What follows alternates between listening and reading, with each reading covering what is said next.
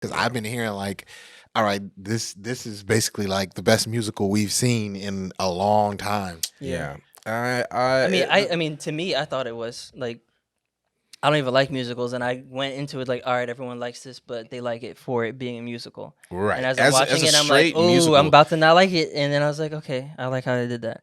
Oh, I'm about to not. Okay, they did that tastefully. Like it's not just like Yeah. any other musical or like. Yeah, no. Like If you don't think about it, it's really. I mean, it's excellent. It really is. But I think that it does open a conversation about what the Latino community even is.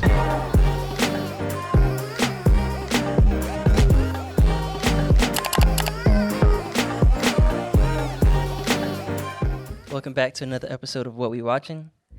Got a couple quick topics for us today, and I think a movie we all enjoyed.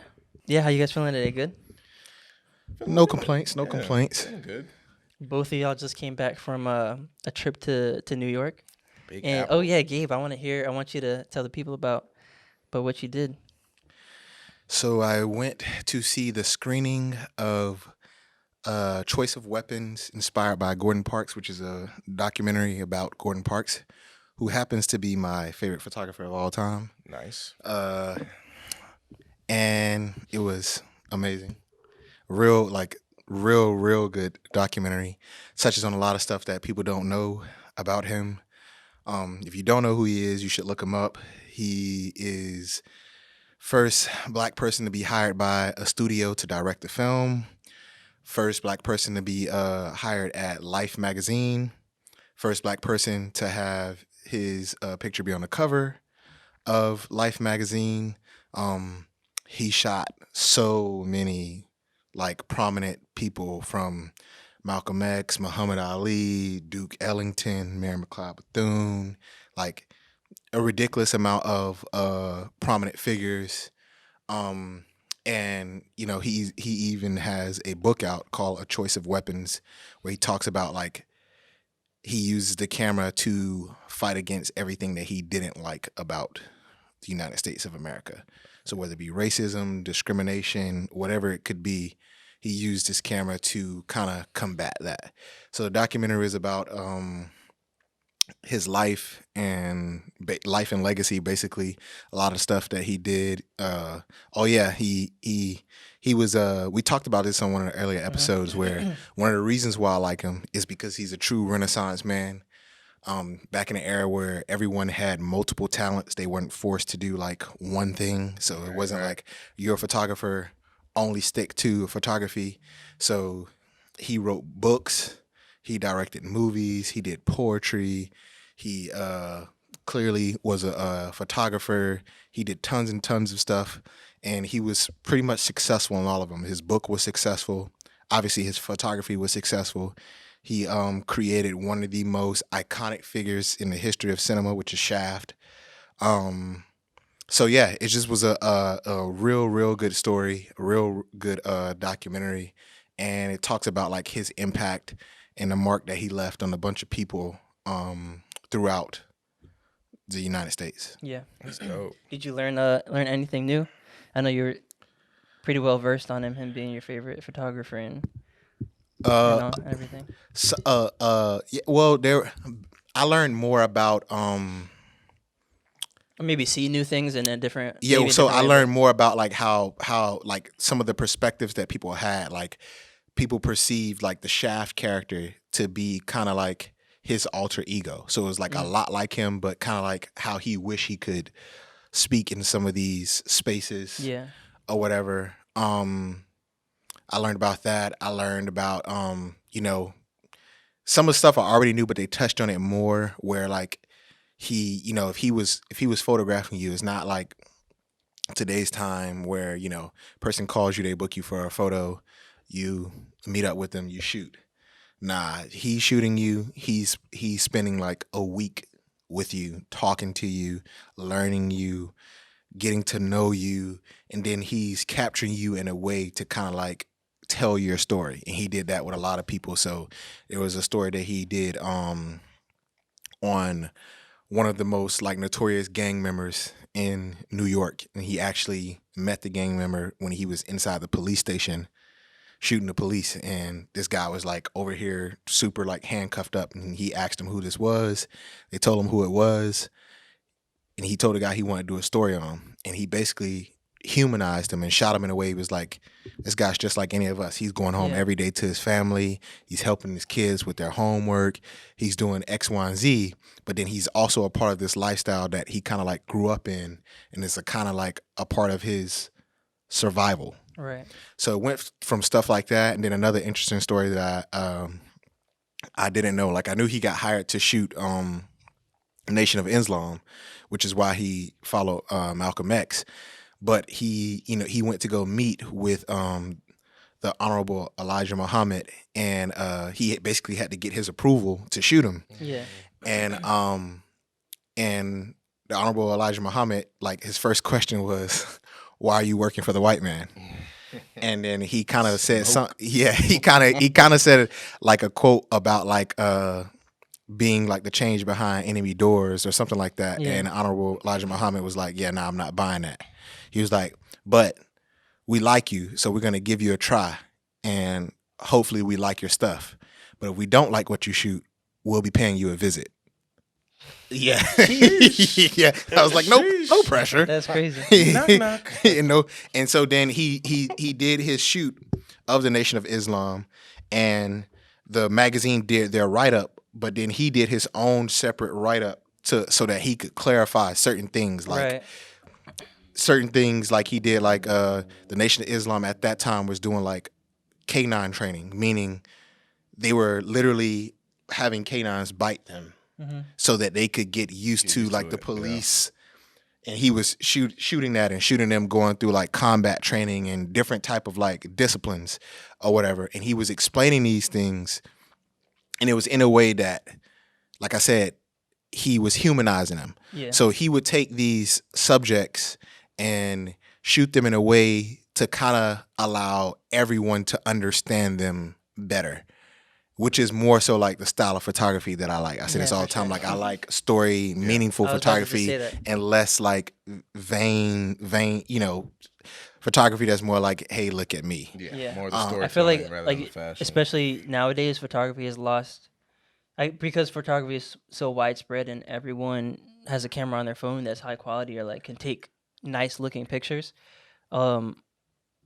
Photography has lost part of the storytelling aspect. Where back in the day, it used to be you're getting 3 portraits in a magazine or like on a full page or a 1-pager, but then right next to it there's a story and about this person, and the emotion evoked in the picture or the photo, it kind of matches with what the story is telling. Yeah. And like I feel like a lot of that is lost nowadays. Most of the time it's like, all right, this picture looks cool, or this picture is like moving, or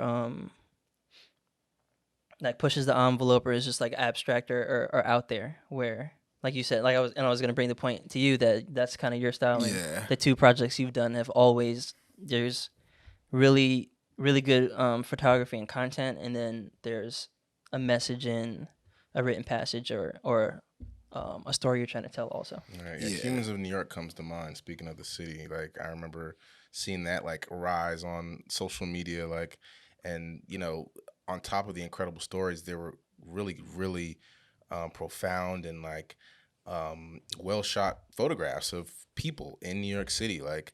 And I always enjoy that page. I wonder how I haven't like checked in on Humans of New York, but I remember like 4 or 5 years ago, it used to be like the thing, like to check that page and see the different, the wide ranging stories in that city. So yeah, that's really dope. Yeah. Yes, and just like what you were saying, like I feel like some of that photography is still out there, but I think because, like you just said, everyone has access to a camera, it will take a lot of filtering through. You have to dig a lot to find it. Yeah, it would take a lot of filtering through those, pages or those profiles to actually get to some of the meaningful photography. But they even had like some modern photographers who was inspired by Gordon, like on the panel or in the movie. One of them, and I can't remember his name, but he actually, 2020, he had his second cover on Life magazine, Life or Time, and then 2015 he had his first, and then he shot a picture of the protest in Baltimore, Maryland Mm-hmm. during that time, and shot it in black and white. And it was the one where they had it, if you remember, it said 1965 and they had it crossed out and it said 2015.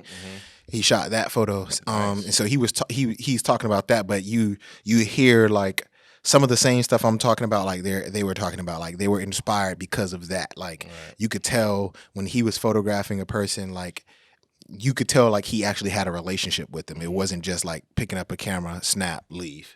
Yeah. Another photographer that kind of reminds me of that is a guy named Platon. I don't know if you heard of him, but there's on Netflix there's a show called Design or Abstract, and then there's Abstract in Design, and he was in there's an episode they did on photography, and he was the one they featured, but he shot everyone. He shot I think Gaddafi, Obama for Time. Like I think he's the main person who does most of like the Time portraits for maybe person of the year or whatever. Okay. But yeah, he similar to what you were saying, where he spends time with them before he might take like 3 pictures. They're also all film, is what they were saying in the thing, or what he was saying. And most of the time, I think he only shoots in film, but he only takes a certain amount of photos, and he's talking to that person, and he spends more time talking to them and getting to know them before he shoots them than he does actually like taking the pictures and stuff, which is I think is pretty cool. And I feel like I mean in today's market you would have to be working for a publication to do that. Right. Because For sure, yeah. if someone is hiring you like as an individual to come take photos of them, they're going to be paying for your time. So if I'm telling somebody like, hey, you're paying for my time to be here, but we're going to chill out and talk For sure, yeah. for a day or two, they're gonna be like, I'm paying you to have a conversation with me. So I mean, yeah, but that's just like I said, that's the style of photography that I enjoy. So I thoroughly enjoy the documentary. I know HBO had something to do with it, so hopefully it comes out on HBO Max. No, yeah, that'll be cool. Nice. But yeah, I'm glad you had that experience. I know That's awesome, bro. you were looking forward to it, and once you found out, you were super excited. Yeah. What about you? Anything? Oh, you had something special happen in New York too, Omari? Oh yeah, man! I met Chris Rock, dog. Like literally the craziest, most randomest thing. Are you sure it's not Chris Tucker that you met? So first of all, let's just begin the story. So, it's not even that long a story, but it is hilarious. We went to go see. We weren't even going to go see comedy that night. We went to go to the Blue Note. It was the grand reopening of the Blue Note Jazz Club in the city that's across from the Comedy Cellar, and we went to go see Robert Glasper. He was doing the reopening. Incredible show. If you're ever in the city or wherever Robert Glasper is, like go and see him. He is incredible. Like that's my first jazz concert, and I was just like so inspired. Like I just loved everything about him and his band, and the way he interacts with the crowd and the way he just enjoys his craft. And the Blue Note's a super cool, intimate spot, and I just was like it was awesome being there. But we walked out the Blue Note, and there's this fat line like outside the Comedy Cellar, and I'm like, what's going on? And so my boy, like, we were like talking to people online. We're like, yo, who's like performing tonight? And randomly, one guy's like, I have no clue, but Chris Rock's like standing over there in front of the entrance. I'm like, what? What do you mean? So literally, we turn around, and there is Chris Rock just chilling, like with a little like group, and he's just chatting it up, just like just cooling. And we were obviously just being Chris Rock, and we were super scared to like walk up to him. Like me especially, I was just like freaking out like from afar, like, oh my God, like what are we gonna do? And so we don't do anything at first. We let everyone they go inside, and he's like in there working material for real. And like he was on stage there for probably like 30-40 minutes. We were in the bar next door watching the rest of I think it was game 6 of Nets Bucks. And we finished that off. Then we come outside. 2 of my boys were going one way to go home, and then me and my boy Jordan were going another way. Had no clue who Chris Rock was. That's my boy Jordan. This man, when we were in the bar, we were trying to explain. He didn't know what was going on. He was like, "What? Chris Tucker?" We're like, "Bro, how do you not know who Chris Rock is?" Like, I was like, it was so funny. I texted the next day. I was like, "Bro, this is like one of the most famous black people like ever. Like, how do you not know who this man is?" And so literally, when Chris Rock, we turned around when we separated ways with my boys. Chris Rock just comes out of the fucking cellar, and I'm like, "Oh my god!" Comedy Cellar. It wasn't just a random cellar. Yeah, no, just one of the great, the Comedy Cellar. Let me look it up. Also a great, legendary spot. And he walks out the cellar, and the first thing that comes out of my mouth is, "Chris Rock, I love you, but my boy thought you were Chris Tucker." And then in classic like Chris Rock, this man said, Yo, if he says that in like a stand up, "Dog, right?" But it was like he looked at us and he was like, "Oh, really?" I was like, "Oh my god!" Like, do you hate that or I don't know? No, They look nothing alike, bro. Like I'm nothing like, alike. bro. I don't know. My boy, he's from Tallahassee, and you know he's basically a white man. I don't know. I don't know. But pronounce the H. But yeah, bro, super chill. I mean, he's one of those people where it's like you wish you had more time to just say a whole bunch of shit. Like, I didn't even get to say I love Spiral. I was like, the only thing that came out of my mouth was that my boy didn't know who the hell you were, and it was just, it was a really funny, cool moment, just a random New York City moment. And then going into Game 7, going to Barclays, we saw Andrew Yang shaking hands outside the arena. Yeah, just like random. Like New York City is just like every day. It's just something crazy going on over there. But yeah, dog. I thoroughly enjoyed the trip. Had a good time. Did not lay my head down not one time. Truly, those are the best trips. Yeah, it was cool. So yeah, 10 days of shenanigans, and I cannot wait to go back. Yeah, so shout out to Chris Rock. Glad you guys enjoyed it. Both had and Chris Tucker. We love the both. Like AJ said it's so salty. Glad you guys enjoyed your time. Glad you had a good time. Yeah, so much fun. But yeah, we can go through our topics today quickly. Two, I think, just interesting things to think about or ask. But first one, is there any movies or shows that made you want to travel to that place, or like any that you can think of that are like, all right, I gotta go. It could be any show. Like I'll go first to get you guys thinking. But as a kid watching Rocket Power, I was like, I definitely have to go to California. Word, like I definitely have to go and see learn what that's how to about. skateboard because And then and surf and all that. But Facts. then still in the cartoon world, the Wild Thornberries. Just like living in, I've talked about this before on this podcast. Like I'll live in a van and travel or whatever. Yeah. Like that, they were doing that all over the world. But going into movies with people, the Parent Trap was lit. I always wanted to go to like a sleepaway camp like that. None of those in Florida, probably because it's too hot. But the Talented Mr. Ripley. Nice. They were all over Italy. It's just like that movie's just basically a whole vibe kind of. Point Break, the movie Point Break. Oh damn! Where they're just doing all that crazy stuff, and I mean I knew what the topic was going to be. I kind of gave you guys a little bit of a heads up, but I looked up some stuff and kind of like jogged my memory. But and then also just back into regular TV shows, Survivor. Like you had to, like most people are like, damn, I definitely don't want to go there. But I'm like, yo, like when they were in Gabon, that was cool. And just the places they go is like, oh, people actually. The joke is like people actually live here and are surviving. They're sending Americans here and they can't do it. But it's always like if they had better conditions or whatever. It seems like most of like I think they're in Bora Bora once and stuff, like all these like places that people like to travel to. So that was cool. So for me, growing up, I can't pinpoint like one specific show, but there were tons of things that were either filmed in New York or California. Yeah. So they definitely made me want to go. Then later on, like as I got older, a lot of the New York content became very crime heavy. Yeah. So I was like, I don't know. But yeah, like Hey Arnold I'm pretty sure that was New York. Oh yeah, Hey Arnold, yeah. He had a super lit room. You just hang out on the stoop, play baseball, and yeah. in like a cold or whatever, like a lot. Lot in between buildings. So those two definitely, but then a more recent one is, and I've said this before, well, at least to you, maybe not on the pod, but Game of Thrones was shot.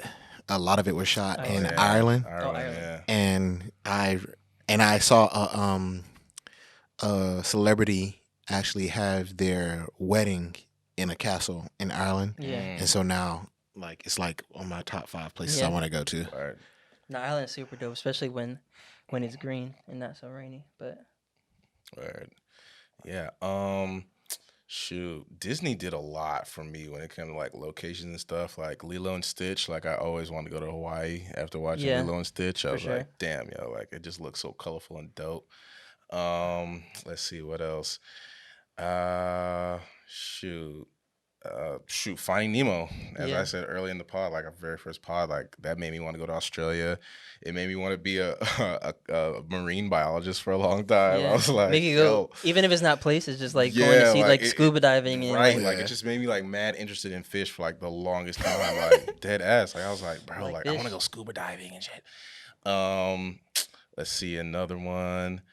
Well, I have been to Brazil. But really? Fast Five made me want to go to Brazil and ended up going in 2016. So you didn't want to go to Tokyo? he was You getting didn't there.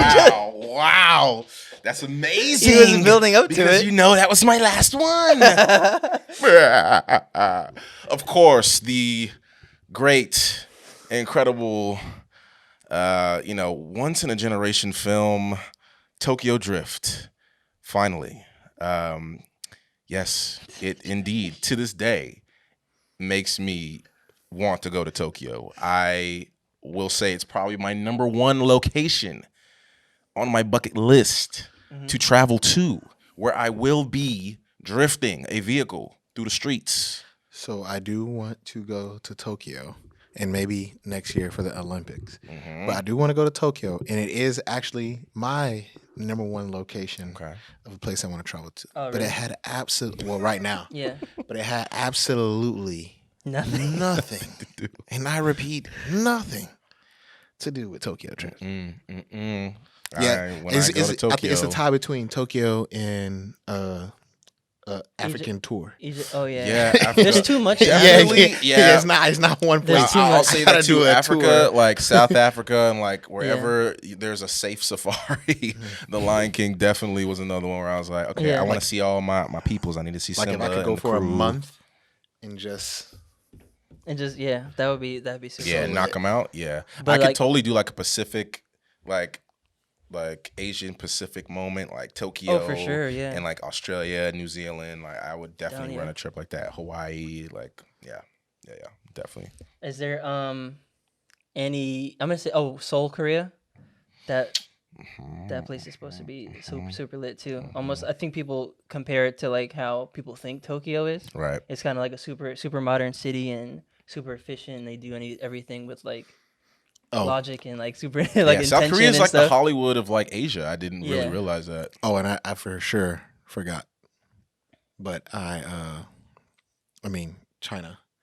Every martial arts film Oh, yeah. right. that you right, get, right. as a Yeah, person who's for super sure. into that, every Right. martial arts film that you could ever imagine always has some sort of trace back. So for sure, China. Yeah, so I brought up Korea because I was gonna. That's a real place, but I was gonna go into. Is there any Fictional. fictional places Fictional that you're like, I places. definitely have to go there, and one of them obviously probably for everyone is Wakanda. Right. And Black right, Panther, right. be they lit, shot a lot yeah. of not a lot of the scenes, but some major scenes in Korea also. But yeah, fictionally, you have any Yeah, I want to go to wherever island Moana and her peeps are on. It looks Right. lit. Yeah, definitely. Moana was lit. Definitely. Yeah, no. I mean, as a big cartoon guy, I always was, the classics, Bikini Bottom, and like, shoot. You would need one of those globes. You would need to learn how to Yeah, scuba yeah. dive. I'd have to learn how to scuba dive. Yeah, but I've always Yeah, I watch you so like much fish. SpongeBob. You like fish? I love underwater Finding things. Nemo is just- I love water. It's like Lilo and I- Stitch. They were underwater. No, like, for like 5 seconds. I can swim, so it's that's great. Let's see where else. Yeah, Wakanda. That's a really good one. That's Yeah, a that really one like wins, good like current think. one. I can't really think of other. You like sci-fi too, though. So Yeah, any real, not cartoon, but like sci-fi places, you're like, oh, that place could be. Oh, there is one place. Oh. Not necessarily travel there to stay there, but if I can insert myself into this movie Yeah. to save this person, in Interstellar, Yeah. The black guy who's there for all those years, Oh wow. and they just yeah. leave him. You don't remember that? Oh yeah, and he leaves him on the Yeah. planet. And, Left yeah, his leave him on ass. the It's planet. like 5 and minutes, but there is and like he 500 years they, or Yeah. yeah, whatever. and they come back, and he's like, "Oh, I Old as wish." hell. Yeah. I'm like, listen, yo, you're the only black guy a part of this group. Don't do this. Don't take one for the team. Do here. not. please Don't. Someone else No, gotta no, do no, it. no, no. I know he says he's gonna be back in a short amount of time. Don't believe him. Don't do this. I've Bro, always. imagine- And then he died. Yeah, I don't want to get into this because we're gonna have to do a little. We're gonna have to do a Interstellar recap maybe in the near future because there's too much to get Yeah, into. there's so here. much in Interstellar. But dog. yeah. So the next topic, it'll probably even be quicker than the last one, is when would you guys want to release your movie? In summer, like summer hit movies, and everyone can go. I mean, I guess in winter break you have that also, but where would you if you were releasing a film? Man, I You had to pick mean, your spot. the summertime is like the classic. It's always the time of the year for me when I get excited about movies. I mean, I get excited about movies during the holidays too, but it's like you just have like this full slate during the summer of just like bangers. So I always get excited during the summertime.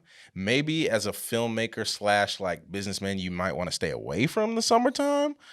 And like do the holiday vibe. Like I know Disney, like they started doing like the big Star Wars blockbuster films like during the Yeah. holidays, which worked out super well, and I enjoyed that, like next to like the classic holiday films.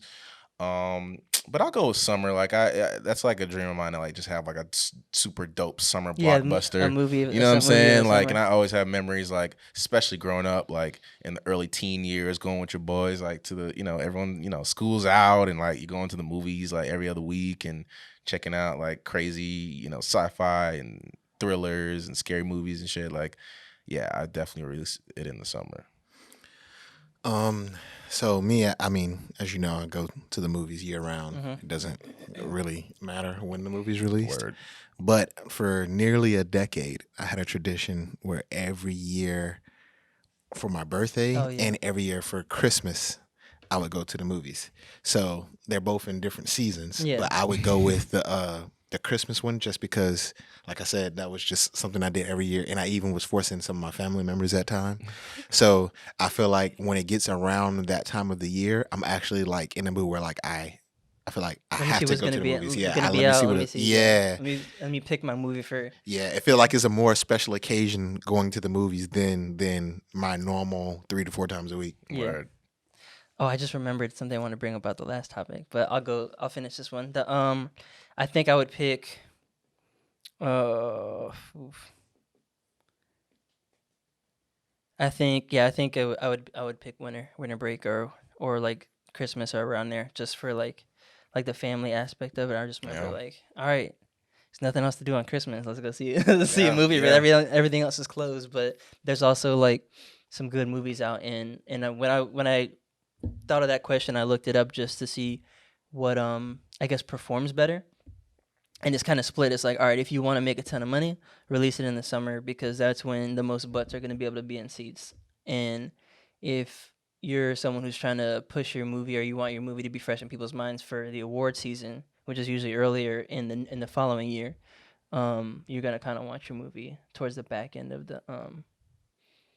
the year. Right. But yeah, I think I would, aside from having it fresh in people's mind for an award, I think just going to the movies to see my movie with my family would be kind of lit. Just like getting that feeling back. But yeah, so about the last topic that I wanted to bring up was when I was like I said, I was looking up some other stuff just to jog my memory and maybe find some movies that I didn't think about in places that are like, oh, this movie definitely made me want to go somewhere. It was looking at places that something came up with places you can visit in real life that were shot in movies. And there's like 50 of them or something. And then the one that I got to, I was like, why would people, after seeing this movie, ever want to go to this place? Good. Was the hotel, it's in Mount Hood, Oregon, which we've been to, where they shot The Shining. I'm like, Hell. why? Yeah, Like, see I that? would never go We're there. not doing all that. We're not doing Like, that. who's going there and staying there, or just like, oh, let's just go through the So, through the bush, the I thought it was bush gonna be maze or whatever it's Hobbitown called. from damn Lord of the Rings. So or some funny shit. story. The show Lost. Mhm. which is about like a plane crashing, like a plane from in the United States crashing, and the United States of America just deemed this plane as missing. They don't know where it crashed at, Yeah. and they kind of deem all these people dead. It actually crashed, and these people survive, and they're on like this random island, and weird things start happening on the island, like monsters and all that stuff, and people Yeah. like starts to like backstab each other, etc. Literally, we were at that exact location when I went to Hawaii. Oh, That's wow. crazy. Like it was shot Yeah. at that exact location. crazy. And like when you walk up, Wait, what there's island literally is a it on Hawaii? sign. You asking the wrong person. Yeah. You asking the- but It's probably we Kauai. yeah. All I know is you walk up and there's a sign saying like it was shot here, and then the guide on the little paddle boat was like, "Oh, over 50 films have shot here," Mm-hmm. and that was one of them. Yeah. Yeah, that's like, all right, I don't feel great about being here now. Yeah, it's After like, you. yo, all this creepy stuff happened here. All right, now getting into the movie of today that we're going to review today. Recently released musical In the Heights. So being that it's a musical, I know AJ thoroughly enjoyed it. Favorite movie of the year. No, I actually enjoyed this movie. I liked it. So what were your initial thoughts? It was my initial thoughts were I'm not gonna like this because I think it's gonna be cheesy and like a cheesy musical. But I liked it overall. I thought it was pretty good. I liked how they did the musical aspects. It wasn't, even though there was like song and dance, while that was happening, it was moving the story along rather than in other musicals where it just takes you out of it and you're like, all right, I'm just gonna watch this concert performance now or this dance number or whatever. You know, I thought about this while watching the movie, like how you don't like musicals, and most of our childhood movies are musicals. No. Yeah. Oh, like No. so like Lion King. And, Yeah, Disney, like, and they always they- had a sing along. Like they even had sing alongs. And Yeah. It's just yeah. wild how they came up with that like concept of like turning like a lot of these like especially like the Snow Whites and Cinderellas turning like them into like show tuney like Broadway kind Yeah. of thing. Like Well, they were very like Somebody probably looked at it and be like, "Why can't we just do this with let's humans?" just make them. No, they were Yeah. more just like, let's just make all the animals dance and shit. Like, let's make this musical. Like, come on, we love. Yeah, but I think it's like when it's people doing it, like not cartoons. I think even like now when I'm watching, like Disney movies and stuff of old, I'm like, okay, yeah, this is definitely a musical. Like there's like parts of it, but I think it's when it's like people doing it or like in real spaces and whatever. It's kind of like, okay, this is. You could have seen this at a concert or something. I don't know. It just takes me out a little bit. But this one, it kind of they kind of used it to move the story along also, which I appreciated. So I have a funny story about my initial thoughts. So we were at a film festival and heard a couple people bring it up, and Yeah. then someone on Instagram told me I should watch it. And so I go to download it on the HBO Max. I'm like, oh, this is a series? Like, so I'm downloading. I'm like, oh, I didn't know this was a series. I download 3 episodes of said series, and I get on the plane to New York, get ready to play it. I'm like, wait a minute. I downloaded 3 podcasts about the film.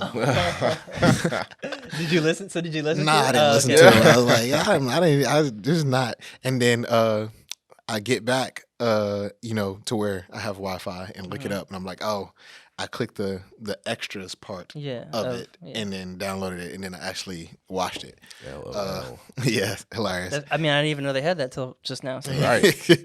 But so yeah, my initial thoughts was I tend to try to avoid movies during the time that everyone's talking about them, yeah. just so I can like go in it with no expectations and have a Form your unbiased. own, Yeah, because sometimes I go into it with super high expectations and it's not bad, but okay. it's not living up to the expectations that people gave it. But I actually enjoyed this, and I'm not completely against musicals, but there's definitely a lot of them that I don't enjoy. So yeah, I actually enjoyed this, and I could tell like right off the bat within like the first maybe less than 5 minutes of the film that it was going to be a very culture based movie, which grabbed my attention because I like that type of stuff. Yes. Yeah. Word. Go ahead, Omari, then I'll say what I was thinking.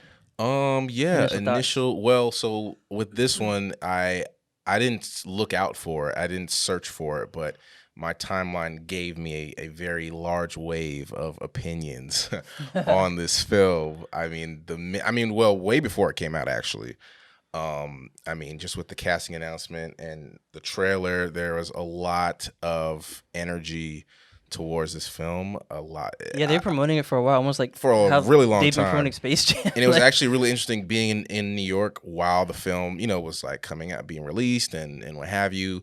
Yeah, the conversation around the film, it's more been about, it hasn't been about I'll just say as a part of my initial reaction, it's a really good like film, especially for like a musical. I feel like the direction, the cinematography, the actual musical numbers, choreography was awesome. Like I think Lin-Manuel Miranda he's obviously one of the Broadway, mainstays and greats right now, and he knows how to put that type of thing together. Like I will get more into some of the numbers that I really enjoyed, but the main conversation was kind of more about what we were seeing on screen in terms of the characters and how this real location was being represented alongside those characters. And so there's been a very big conversation about the Latino, basically just the way it's being displayed, how the Latino community is being displayed in mainstream media. And yeah, there was definitely a very, very heated reaction in regards to Oh, really? some of the casting and just the way that the very significant aspects of that real community were depicted. So yeah, I as a film, I thought it was a really great musical film. But behind that, kind of like my assessment of Nomadland, like it's like, okay, like this is a really good film, but there's a lot of shit behind it that we need to be talking about. So yeah, I guess we'll give like grades and stuff later, but I'm kind of on that like seesaw again, where it's like this is really good, but so That's interesting because I feel like with casting, you're gonna get that with any film that's culture based. People, Yeah. there's literally Right. always gonna be a complaint Right. about casting with whatever community that's being represented. And even in the film festival we went to, they kind of talked about it. Like it's always gonna be a balance between getting like the the art of acting is you being able to portray something that you're not, right. Right. and casting people and giving people opportunities who are also, a part of, that culture or community or whatever it is that you're trying to represent. And are there enough individuals, yeah. people, who are in the room to kind of confirm, yeah, or Right, put people right. in those positions. And let's say this is a this particular film was, like you said, Latino based. Let's say this particular film, let's say they're auditioning 1,000 people, and let's say of that 1,000, let's say they select 85% Latino based Right. people. There's still going to be people complaining like, all right, that 15 that you selected that's not there, who are probably like stronger actors, or could be, you know what I'm saying? Yeah, That could have been why they were chosen. That Yeah. could have Yeah. been why they were chosen. They're gonna be like, nah, you should have just selected all X, Y, and Z. So I feel like there's gonna always be complaints, but obviously I'm not from that community, so I Right. can't speak to what if the depiction of it was accurate. I didn't necessarily see any, in my opinion, I didn't see any negative depictions of the community. Or as a person, I've seen tons of black films where we're like, all right, they're gang, it's gonna be gang, it's gonna be crime related, it's gonna be the athlete who didn't make it, it's gonna be the Right, the yeah, artist very who, stereotypical, it's yeah. gonna be Yeah. the artist who had to sell drugs to make music or something like that. Right, Like, right. yeah, this is my opinion. To me, it just seemed like a bunch of hardworking people who all had dreams, Right. or dreams of various dreams. And to me, it was super relatable, from a standpoint of they had dreams, but they all they had differences of opinion on like should I leave this community that I grew up in to quote unquote do better, or should I get as much as I can and bring it back to enhance this community? And I feel like that's always a conversation amongst like the black community. Like, hey, are we buying back the block? Are we staying in the hood? Are we Right. doing this? Or are we like, hey, I'm doing everything I can to get up out of here and, you know, put us in a better position in other places? And then the dynamic of people being first generation, second generation, etc., like coming to the country. That's a dynamic that I never really, I mean, obviously I don't have to think about, but a lot of them, you know, depicting like, okay, this person feels like they're struggling with their identity a bit because they haven't been home, or this person goes into this space and they don't feel comfortable in this space because it doesn't, because it doesn't feel like home.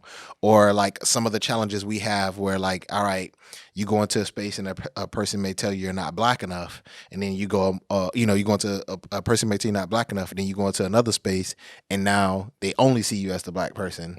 You know, having some of those similar challenges or whatever was super duper relatable. But that's interesting to hear because, like I said, I didn't necessarily see any negative depictions of the community or the people. But obviously, I'm not from that community. Yeah, I think it was more so like not necessarily negative. I think it was a lot of they showed a lot of the community in a positive way. I think it was more of the accuracy of that specific area, and I drew from, you know, people who are, you know, I don't think I've ever been. I've been to the city a lot of times, and I don't think I've been to Washington Heights, but you know, a lot of people, you know, online who are in these communities really had a very, you know, negative reaction to In it now, how it looked. Yeah, to like how it it's looked. a time period, just in terms of like.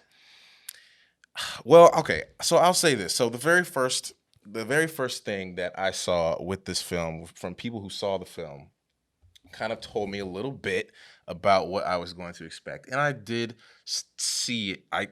Okay, so they begin the film, right? And so we are shown in the bodega, we are shown a map of the Caribbean, and Anthony Ramos, who, by the way, Anthony Ramos is very talented, incredibly talented. Like, he's awesome, and I'm excited for, you know, all the work that he's gonna get and what he's gonna do. But the map in the back of the bodega shows the Caribbean, and you know, this character is obviously a Caribbean Latino character. There's like a circle, I guess, like that's highlighting the Dominican Republic, and it completely almost blocks out Haiti. And I was like, that's really interesting. Like, and I saw a lot of like conversation behind like the history between, because it's one island, you know what I mean? Yeah. Like the history between Haiti and the Dominican Republic. And I did find it interesting how Haiti was kind of like not a part, like it kind of was just like kind of blocked out of the, you know, the visual display of the Caribbean and the Latinx representation from that region. And it did kind of set a precedent for what I was going to see throughout the film. Now, yes, I did see, as I was starting to watch it, I was like, okay, well, I do see black faces. I do see Latino and browner people in this film kind of in the background, like in the backdrop of the main characters and storylines of this film. And I found that interesting. I was like, okay, well, I understand that. But then we are given Corey Hawkins, who was incredible. And in my opinion, favorite parts of the film. my opinion, I feel like based on people from the community and what they were expressing and how they didn't necessarily feel like they were displaying the true representation of what people look like in Washington Heights, which from what I'm gathering is a predominantly black Latino community. I feel like his character and his storyline with Nina should have been the main storyline. I feel like not only is he a black character representing a Latino, like more accurate member of the Washington Heights community, he was excellent singer, excellent rapper, and I just felt like his storyline made a lot more sense. And I am going to be honest, Anthony Ramos's love interest, Vanessa, that would probably be like the only like down thing of this film. She was the weakest Yeah. of the cast. She was the weakest singer. Her character, I did not necessarily sympathize with her character. And I just kind of found it funny how her character she kind of seems like she was like, she's a fair skin. She's a little bit more of, a European, Hispanic or Latina. And she was like, I got to get up out of this hood. Like, I cannot be here with y'all. Like this, I've got to go. And the more like Afro-Latina leaning character, was like, nah, I gotta be with my people. Like, I gotta this is like my community. I need to be here. I don't feel seen outside of the community and group of people that love me. Mm-hmm. So it was a really huge conversation that I didn't notice until I had really sat down and gone through some of the comments and just a lot of the conversations from people in the Latino community, and just the Latino community at large. That I didn't realize. So I'm kind of glad I did see that, because I just didn't realize like, wow, like this is a very this is a heavily black and brown area. And while there was like background and secondary pieces to this film that display that, I think at the forefront it was more of a mainstream depiction of what we know as the Latino community. So that's kind of my kind of what I gathered in general from my experience viewing the film. So one of the things that we discussed at this film festival we went to, there was a whole session based off of diversity in film. And we talked about how important inclusion and diversity is, but we also talked about like how keeping it realistic too at the same time has to be a part of that. So they brought up like the what is the name of this Netflix series? Startup? No. I can't think of it, but it has a black guy playing like the Duke. Lupin. No. Bridgerton. Bridgerton. Yeah. And Shonda Rhimes. they kind of like, hey, love the show. And it was a lady saying it. She said she found the guy attractive, so she's not mad at the casting choice, but there were no black dukes in that area, in that era. So the reason why I asked you, are these people living in Washington Heights now, is because it's a period piece. He's telling a film about an actual event that occurred in the 70s of a NY blackout. So 70s is 40, 50 years old. What it looks like in Washington Heights now may not be what it looked like back then. And that we can say that's like, and I'm not saying, again, I'm not from there. I'm not part of the community. So I'm not saying that they're wrong or right. But I'm in my head, I'm like, okay, what that community looks like now is definitely not what it looked like back then. And they kind of touch on in the film him saying like people are coming in and people are leaving out, and they're changing the dynamics of the community. And 40, 50 years from now, when people, this is like right before he's getting ready to take his trip to the DR.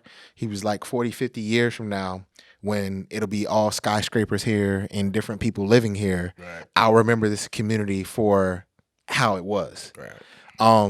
So I don't necessarily know if what Washington Heights looks like now was a representation of what it looked like back then. And there's tons of black communities that you could say the same about. You know what I'm saying? Like, it's been super duper gentrified now to where if you go look at it now, it's like, this is not a representation of what this looks like.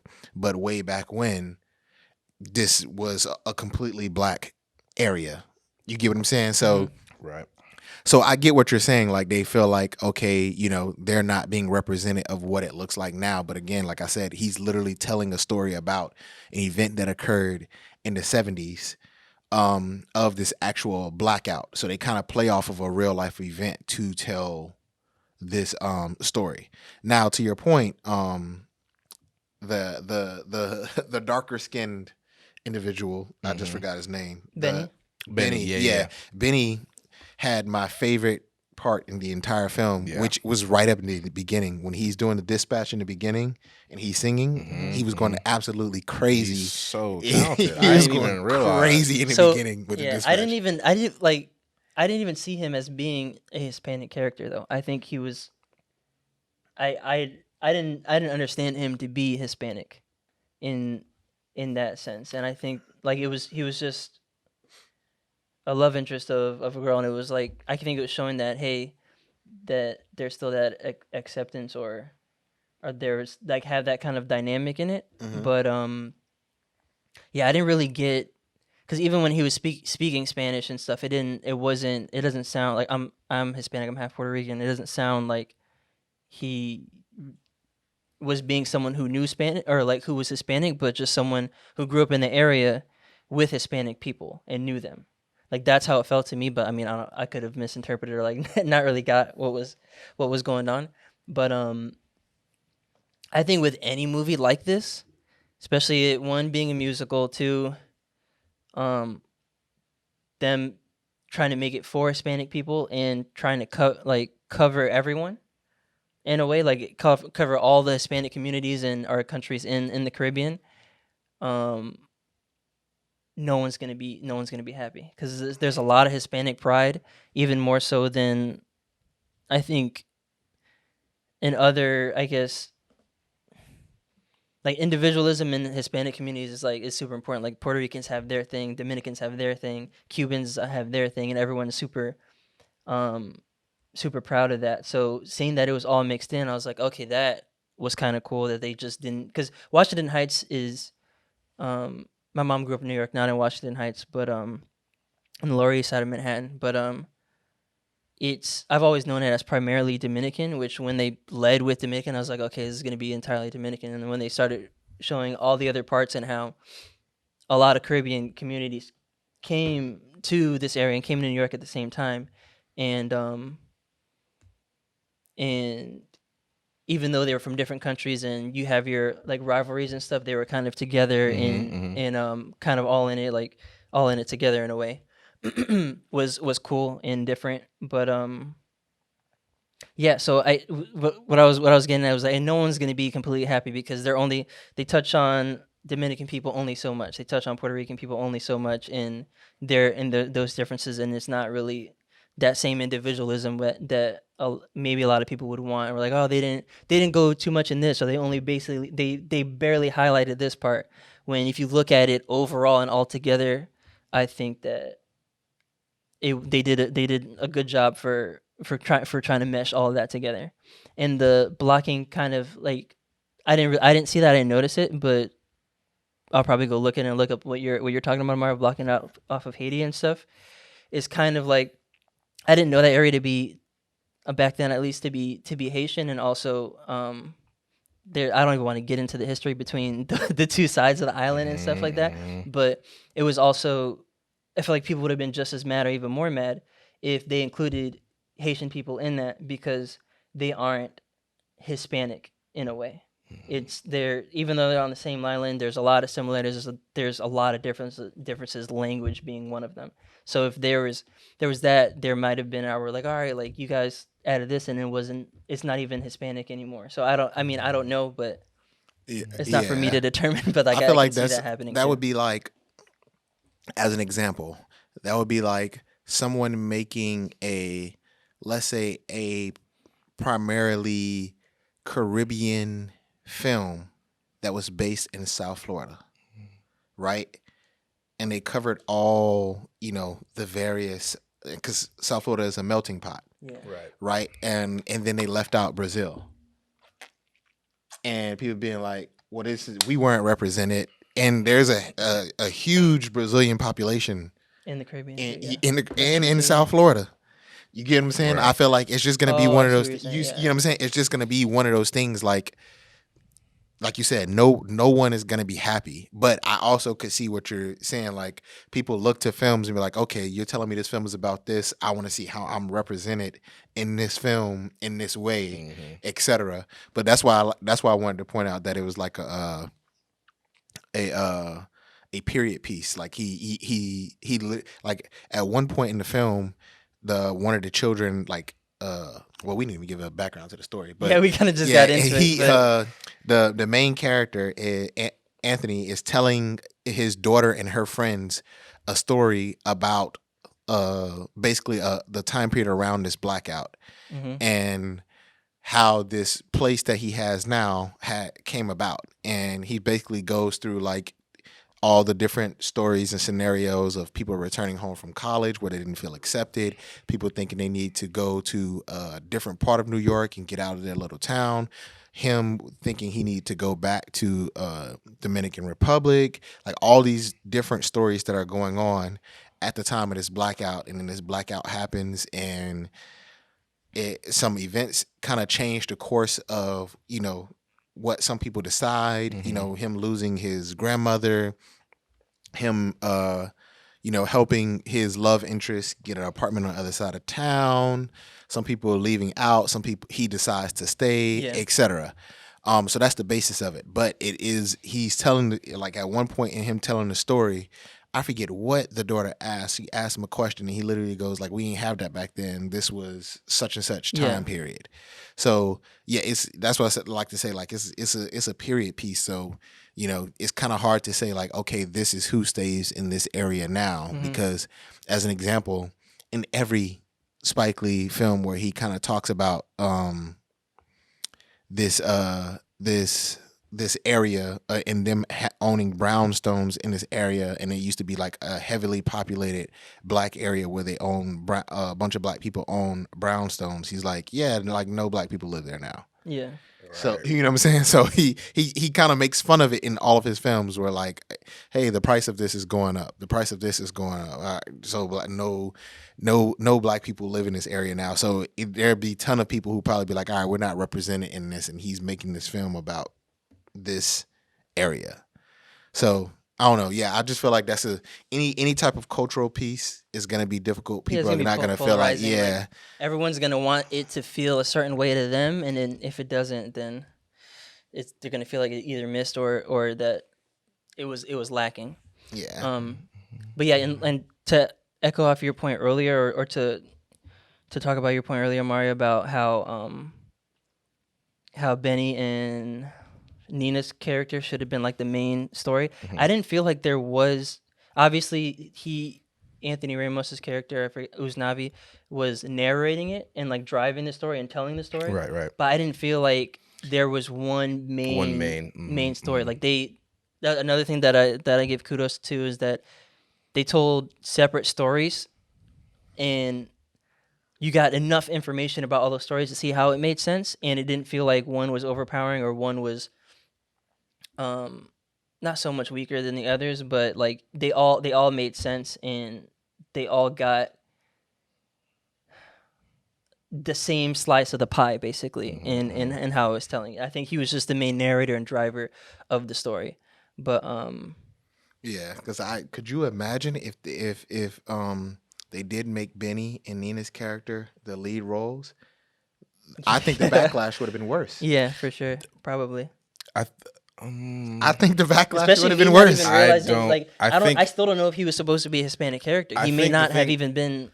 I feel like he was, and I think he should, because I think that's the face of Washington Heights. I Now. think that's the true like depiction of the common person you would see in Washington Heights. I think Anthony Ramos's character is more of like the traditional mainstream like visual representation of what you would think a Latino person would look like in said community. Also too, I don't, I don't know know because they showed They like do. when I looked at it, they had people who really looked Hispanic, not just like how a lot of Hispanic people in like Univision and and um There's a blend in there. Hispanic, yeah, There is a blend there, and again, a lot of it is like not like primary or even secondary characters. There's a lot in the background that you see that look, you see afros and you see kinkier hair and what have you. I just think in terms of, when you look at how the film was promoted and you look at like again the casting decisions, it's not necessarily and there's a whole conversation Yeah. in all communities in regards to Black erasure. Like, Right. there's not, I mean, and that's why I thought that the Haitian Dominican divide seen plainly in the background of the film was very interesting to me, because, like you said, there's an entire history, I mean, that goes to this day, that is not just a divide, between countries. It's a racially charged divide. And one that permeates all aspects, all areas of I don't like to say Latinx. I don't think that's what the community likes, but the Latino community, Puerto Rican community, Cuban community, Dominican. I mean, all throughout. I mean, literally, a couple months ago, I was looking at a video, and it showed it was like a block party, and it was in like Venezuela or Colombia or some shit, and I was like, wow, really? Is that Colombia? All I saw was Black folks. Yeah. I mean, darker than you and me. Like, there's a historical significance to. You saw that in a picture? No, it was a video. It's a video. And I've been to Colombia, and I didn't see any Black people while I was there. I bet you did. I bet you did not. That's what I'm saying. I've when I went to DR, I seen more people who look like me in DR. Yeah. But when I went to Colombia, that's why I said it's kind of. I feel it's gonna be one of those things where people are never gonna be happy. I feel like that's like someone making a film about certain parts of Africa. And in certain parts of Africa, there is a high population of white Africans that are there. So if they make a film that was 30, 40 years ago about a location in Africa that's heavily populated with white Africans, and it's all Black people in this film, that's like that community being upset that it's not a proper representation of what the community looks like now. I think that's why I've said I feel like he would have gotten more of a backlash, because it was such a prominent, proud Hispanic film, and his character, to AJ's point, it's never really clear that he's even Hispanic. You don't see his parents, his family, nothing. Yeah, right. And he's never clearly holding a flag. He's never clearly being a part of one of a specific culture like everyone else is.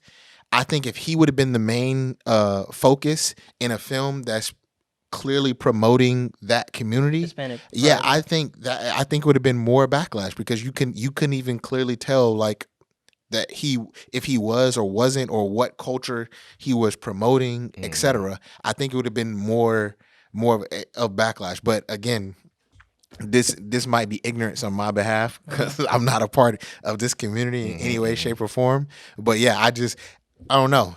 I maybe maybe it's something I need to be more educated on, to kind of learn about that, and for it to be so many Hispanic and Latino people a part of the cast and a part of the production. I would think that I would hope that they would kind of try to cover those bases. Right. Yeah. The online reaction is that they didn't. And I feel like Corey's character, again, should have been that, because, well, first of all, going back, I think this film is a little bit more up to date, because there is a little bit of a DACA storyline, and DREAM Act storyline, the Deferred Action for Childhood Arrivals immigration policy, which is only, I think, 10 years old. So I don't know, but we didn't see too much technology. We didn't see too much. I couldn't necessarily tell. They literally put a date on the screen. Did they really? They literally they literally put a date and said such and such days since the year blackout. And then when he says it, when he answers his daughter's question, he says, "We didn't have this back then. It was such and such year." Yeah, the story was back then, and when he was telling the current, children and but stuff, it was it's current. a past tense. It's before the daughter is even born. But when the cousin was like, "Hey, we're going to a DACA rally," what was that? Oh yeah. You remember with the there was Dreamers? that. Yeah. I couldn't tell, and I was like, those policies, all that stuff is this generation. So I don't know when. I couldn't tell, but when I was watching it, it looked like it reminded me of almost what's the classic West Side Story, but a little bit older. I mean, a little bit younger than West Side Story, which is obviously, decades before this time period that is depicted. But yeah, yeah, and I thought that there would be a little bit more of that in there too. I thought there that could have been an interesting aspect of the film. Which, by the way, I did feel like the film was a bit long. I don't know how you guys felt about that, but yeah, I mean, a really huge conversation that people who are experienced and know about the community have their full right to have.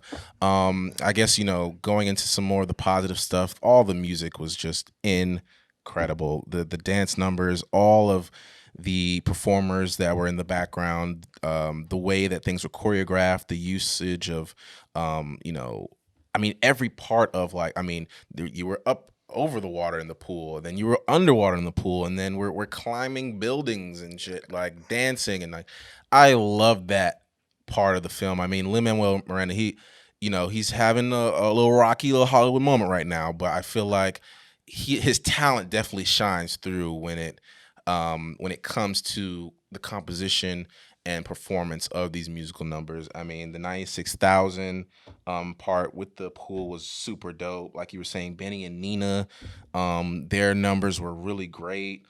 Um, man, and yeah, I mean, just a lot of very strong singing performances. Again, Vanessa was just very, very weak for me in this film. But yeah, she just wasn't. She just Yeah. did not do it for me. If we're gonna Maybe go back, maybe she was just one of the better dancers, and I don't know, but See, but that's crazy because one of the scenes you like is literally my only criticism. But it's it's with probably Benny and because no.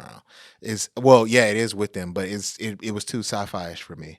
Them running on the side of the building. but that's Oh, so yeah. As soon as musical. it That's turned so on the side, I'm like, it just completely It took took you me out. out. Yeah. And I'm like, Really? yo, So I've been doing a good I job. thought you of weren't staying gonna this like with it the because of that. musical. Yeah. I was doing a good job of staying in it, even though it was a musical. 'Cause I told you, like, a film that I didn't enjoy was Rocket Man.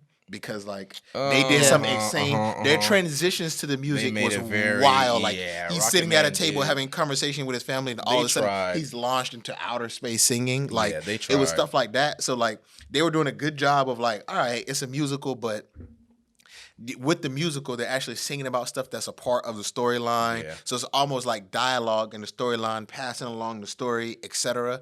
But and they're using the street and the stuff. So I'm like, all right, whatever. Yeah. But when they turned and they were on the side of the building, as soon as that shot came outside of them, I was like, okay, this is CG. So what's about to happen? Right. And Yeah. then they turned the building on the side, Yeah. and I was like, yeah, I didn't enjoy that. I could have But You almost done threw that's up? the without one that. thing that I like about musicals when they're done well. Like, there's a lot of stuff that happens in musicals that's just not gonna happen in real life. You're not gonna have people on the street just in unison all of a sudden do a choreo number, to a show tune. Flash mob. Right. Well, you mobs- do get a yeah, flash flash mob, mobs happen. but but then everyone kind of like goes their separate way. But then your characters go back into singing to each other, and it's like that's not real. Mhm. But I like how, and even like towards the end of the movie when the kids go outside, You and like it the just chor- so happened you yeah. have like the water kind of spraying in this very like formulaic like. Oh no, that's a it's real like, thing. Like in like. But in a way where it's like it's cinematic, like the way that Yeah. you can shoot it to make it look like it's like this grandiose like So moment. I in can the talk streets. about this since we talked about it earlier.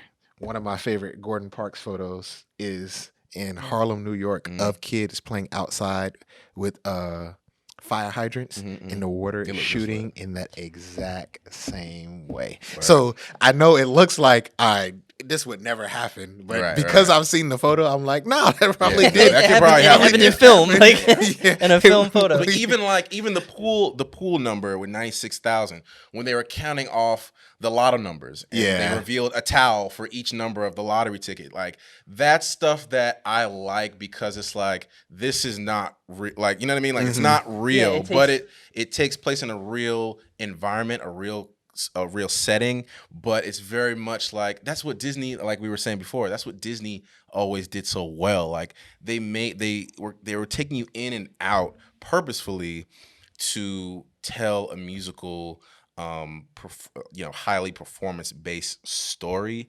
So I really did enjoy that, and I thought I wasn't going to necessarily, because I'm not necessarily a musical guy either, but like even in Dreamgirls, like from our past pod, episode, like there are definitely moments in that film as well where it's like, okay, well that probably wouldn't, it just so happened that, um, whatever they were trying to depict in that film.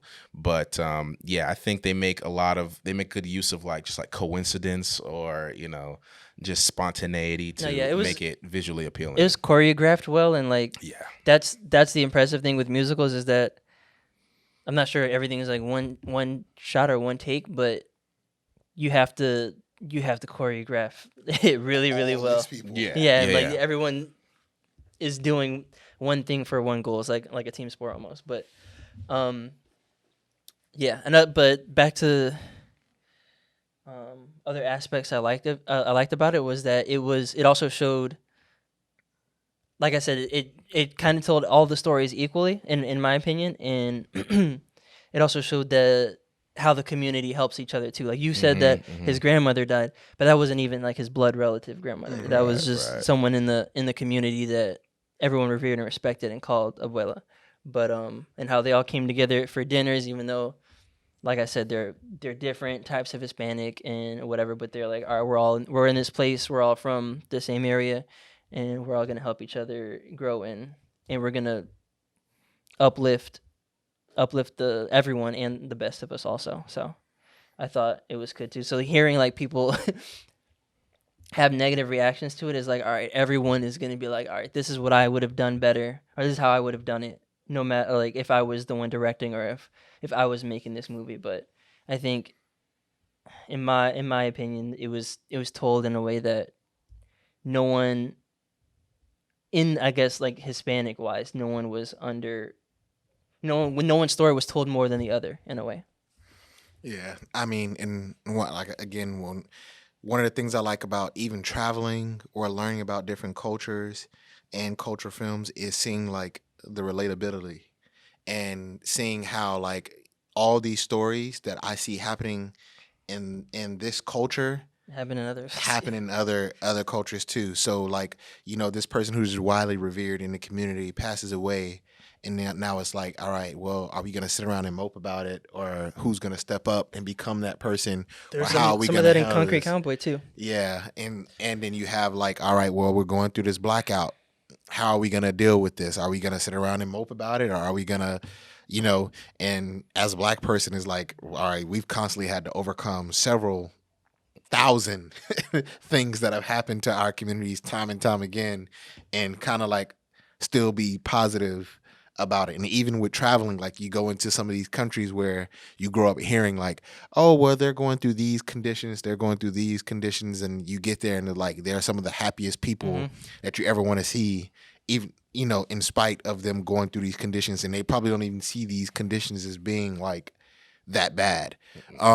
So seeing like those different types of stories definitely like made it super relatable to me. It definitely was something, like I said, that I enjoyed. All the food looked like it was bussing. That's an important Yeah, thing for me. Yeah, because they also showed different B. in the dishes too. You can they kind of showed everyone's most popular food also, and like some stuff from my Hispanic side I have at Thanksgiving also, and so I was like, oh, okay, they have this in there, they're doing this, so Yeah. I don't know. Yeah. I liked the Mark Anthony surprise reveal. I didn't look at the cast before watching this one, so I didn't know he was in it. And I liked how I like that slow pan up to reveal Mark Anthony. And shout out to Mark Anthony. Mark Anthony to me is like, Mark Anthony's like the Latino Jermaine Dupri. It's just like, yo, like this little motherfucker, like he got some game. Like everyone used to be like, remember Jermaine Dupri and Janet Jackson were a thing for like the longest time? I was like, yo, like Mark Anthony's a G. Like he really nabbed J-Lo for real. Like he's a legend. Like that's really great. Like good for Mark.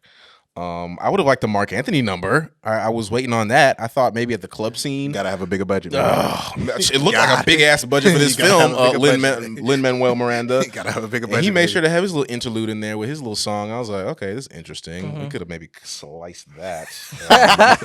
I'm like, Lin, all right now, we get it. But he's also, he's a great singer performer. Obviously, Hamilton. We love Lin as well. Yeah. But yeah, I did feel like the film did go a little long, but when it got to when it arrived at each scene, like basically, hold on, when did I think that the movie was long? Pretty much after Abuela died, I was like, okay, can this be it? Like, can we can Oh we no, end you don't want to it? end on that I was note. like, I Yeah. thought it would be not just end at her death, but like have the resolve, like everyone coming together, like the community came with the candles, boom, boom, boom, and then like after that we can hit like one last community. Let's push forward together number, and then we can end it. But it did. Then I was like, okay, we got a little bit more. All right, okay, fine. But yeah, I mean, even Abuela's her final scene, I was like, damn. I was like, whoa, like they're about to like Abuela about to die for real. And they did it was a very nuanced and well, maybe not necessarily nuanced. I mean, you see a shining light at the end of a tunnel, but you do get like a really beautiful number and moment for her, which I really like. I like seeing like older actors like get an opportunity to showcase their talent, Yeah. and I think she did a really good job. And she had a really nice voice as well, and she played that very, very well, and I really enjoyed her number. Um, but yeah, Yeah, and even though it was a sad part, it showed her like, and people were sad about her leaving. It showed her like, okay, it's my time. Like, I'm right, happy. I'm right, happy going. right. Like I really like that. I really, really like that. And then it's like she won the lot. It's like, of course she won the lottery. Yeah. Like, you know what I mean? I love that too. Like that's just like a classic. Just like, of course, she left that last thing behind as well. On top of all that she poured into the Yeah, community. taking care of the community even after. Yeah, I really like that portion as well. What else we got here? Um, yeah, I mean, yeah, I mean, there's a lot of directions you can go in with this thing, but I must say that Lynn does I mean, this is clearly his strong suit. Like he's a musical guy. I'm excited for what he does with the Little Mermaid, which is coming up. That's going to be like his next thing, and I hope that Lord, let's hope that's received a little bit better. I think they're going to be That's going. crazy. Like it's crazy to hear that it's not being received well because Yeah. that's literally the first. Like you telling me that is the first negative response I've Yeah. heard. Yeah. I've been hearing like the praises. Mhm. That's why I said I didn't want to go into it with a certain level of expectation because I've been hearing like, all right, this is basically like the best musical we've seen in a long time. Yeah. I mean, to me, I thought it was like, I don't even like musicals, and I went into it like, all right, everyone likes this, but they like it for it being a musical. Right. And as I'm watching a it, I'm like, straight oh, musical, I'm about to not like it. And then I was like, okay, I like how they did that. Oh, I'm about to not. Okay, they did that tastefully. Like it's not just like Yeah. any other musical or like. Yeah, no. Like- If you don't think about it, I mean, it's excellent. It really is. But I think that it does open a conversation about what the Latino community even is. And again, it is a very the story of, if you want to call it the Hispanic community, the Latino community, is a very much a part of the African diaspora. I Mhm. mean, in a very, very big way. I mean, from my experience being in South America in 2016, I visited Brazil. Like I was saying, I've been to Brazil. I went during the Olympics, and we were driving from the airport, and I couldn't necessarily tell it was like on a wall. We were driving past like some of they would call the favelas, or basically like the lower barrios, and there was it was basically like a Black Lives Matter mural on the wall Mhm. in Brazil. Now, when you think of Brazil, do you necessarily think of black people? No. When you think of South America, do you think? Yeah. But It do- visually, mainstream wise, do you see black people? When you When I'm think thinking of about South their soccer America, players, yeah. Like when like I'm when you thinking think of about South America, when you think of Cuba, when you think of Puerto Rico, the Cuba, Dominican no. Republic, Puerto Rico, yes and no. Dominican. I mean, it just in kind of just to not shed some light, but to go in a little more between in the Hispanic community, there like you're alluding to now, there is a definite racial divide, and there's Mhm, definite like what's the saying that there is purify the race. There's a saying where they say mhm. purify the race and try to get it, like people want to be as light as possible. So there's Mm-hmm, some mm-hmm. communities that are like that, and there's, I mean, so that's a big issue. So when I'm watching this and knowing that, in watching the movie, I'm like, okay, yeah, they're showing like the main Anthony Ramos. Obviously, he's lighter, and I guess Vanessa is lighter, and I guess most of them are lighter are in the middle. Right. But at the same time, they do show some of, maybe not like probably my skin tone, like Hispanic people, and I don't think that, I think they purposely don't address that and kind of have the entire spectrum, so that it couldn't be picked at, but just to make sure that they cover all bases, and the people that are on one side of it don't feel like they get left out, and the other people on one side of it also don't feel like they get left out. But like I said, everyone's gonna, depending on what side you're on, you're gonna find something to pick at in a way. Like some, like people who are leaning more, all right, I'm on the lighter side, I want my race to be, or I want Hispanics to be shown in a lighter way, are going to be like, why even have Benny in there? I don't even see him as Hispanic, or like whatever. I don't know. But there's definitely going to be that aspect, and because they're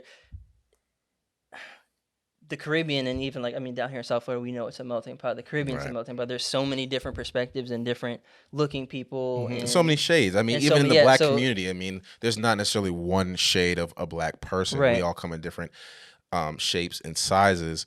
I think just in terms of like the mainstream gaze, when you think of a Latino, you do not think of a black person. And I think that just the point is just like, yeah, it's a very large part, which we don't realize. Like, again, like when I saw that video on Twitter, I was like, oh my God, that's a lot of black folks. Where is that? Colombia. I'm like, what? Like, where are they? What? You know what I mean? And so I did find that interesting how it was a story about representation, and a story about, kind of taking back the block when, it might not necessarily be accurately depicting that block, or accurately representing, what they're saying they're representing. I mean, I also find it interesting, like the aunt that ran the salon, she was like, I wrote this line down because I was just like, yeah, really? She was like, we survived slave ships. We survived yeah. conquistadors. I mean, And I so was they like, kind of I was like, oh, really? kind of touch I on was it. like, you're a very,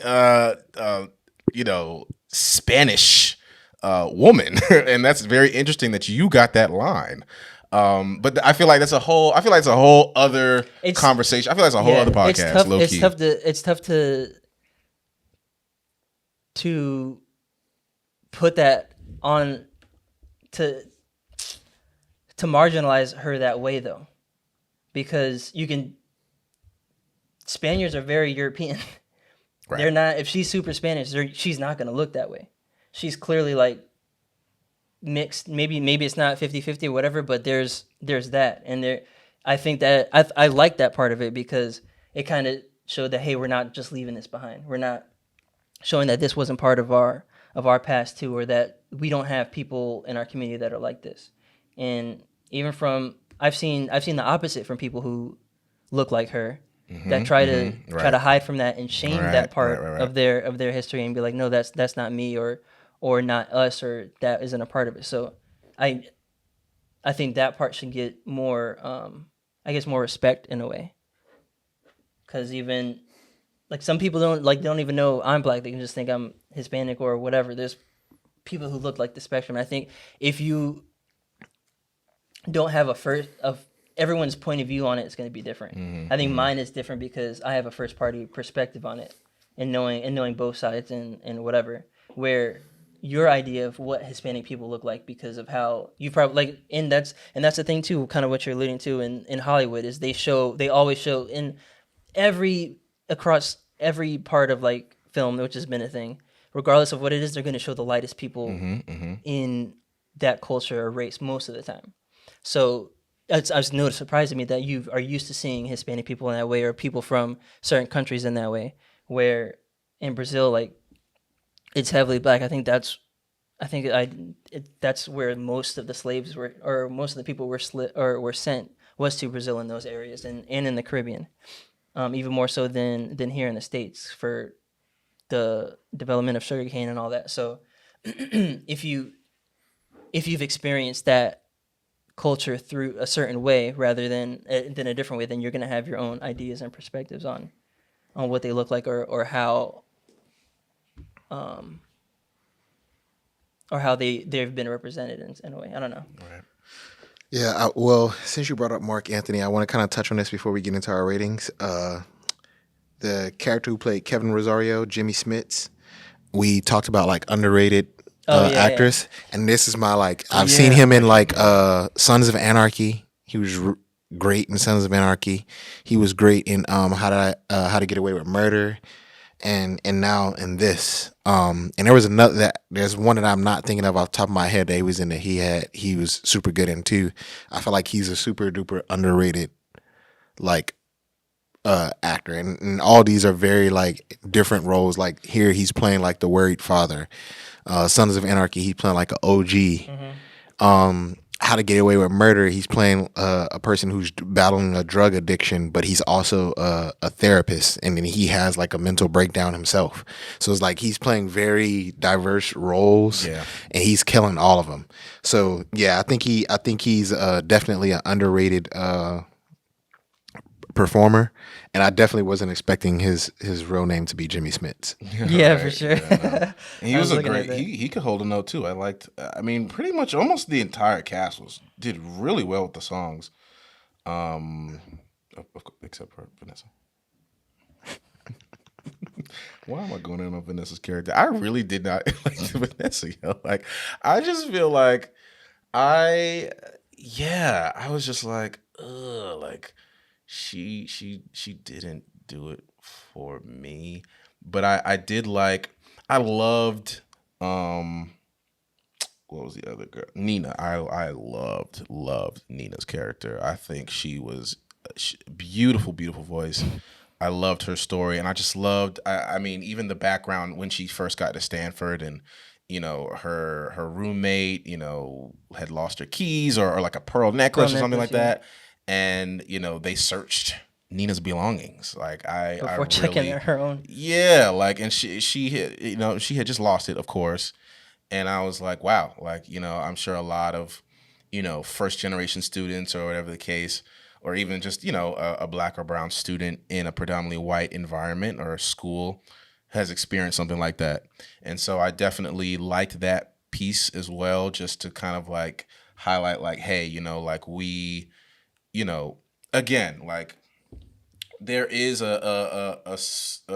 attempt to display unity and like a unified community, regardless of who may be represented or underrepresented. They did try to show like, hey, like we are all kind of bunched up into this situation together. You know what I mean? Like, and we all have experienced one way or another, bigotry and discrimination and what's the word that prejudice. You know what I mean? Because of the color of our skin, because of our background, because of where we're from. So I think, and as we all should think, we're all kind of in, it's kind of corny, but we all are, in this together, and we're all minorities, and trying to fight the good fight to advance our cultures in this very white dominated society together. While it's not necessarily like that all the time, I see the attempt by the film to be one that's unifying and bright and colorful, and a great representation of this real community. So I get is that a good segue into the grades, or is there anything else you guys wanted to talk about? Now, yeah, we can go into ratings. Yeah. I think we we definitely dove deep into this one, and it seems like there's. I gotta go look up more about what more people on the interwebs are saying, but I've like you said, you've only heard good things about it, and it didn't let me down when I watched, but I'll go ahead and give it an 8.5. That's actually I was gonna give it an 8. Yeah, that's where I'm at. Word. I'm going to give In the Heights a it's a good for a musical. It's really really good. Again, Lin-Manuel Miranda is so talented, and I hope moving forward he, makes it a point to be, thorough and make sure that he is, accurately depicting when it comes to his storytelling. The conversation that I found behind this film was one of a lot of ire, one of a lot of negativity. There is a lot of positives to the film, and I've also seen a lot of positive behind the film. I think just from a cultural and just like mainstream gaze perspective, I feel like the film missed its mark. I haven't been to Washington Heights. I have not been to this area of New York, but from what I've gathered from people who have heavily, been involved in this community or are just from New York or are from these particular communities, there is a discussion of just like it could have represented, some of the more front facing people of this community better, which is Black people in the Latino community. So with all that being said, I'm going to give this film I'm gonna give it a 6.5, 7. Okay. I'm gonna give it a 6.5, 7. Cool. But all in all, I think we all enjoyed the film. Yes. No? Yeah. Yeah. Definitely. Great songs. I wasn't upset about watching a musical. Yeah, that's good. That's good. And it's all songs that it's you can like kind of like listen back to too. You know what I mean? Like it wasn't like stuff where it's like it's kind of like I kind of like some of it got stuck in my head a little bit. And so shout out to Lynn again for just like making really good music. Definitely some corny parts, which is probably why I leaned like 8.5 or like put that 8 in there. But that's, I mean, you get that with musicals. So it's performance. It's not like always actuality. It's a fantastical kind of representation of a film. In a way. Right. But yeah, with that, I think we'd all recommend watching it. Yeah. Yeah. Yeah, I would. Yeah. Yeah. I would. All right. Check it out. Let us know what you guys think. It's been another episode of What We Watching. Adios, motherfuckers.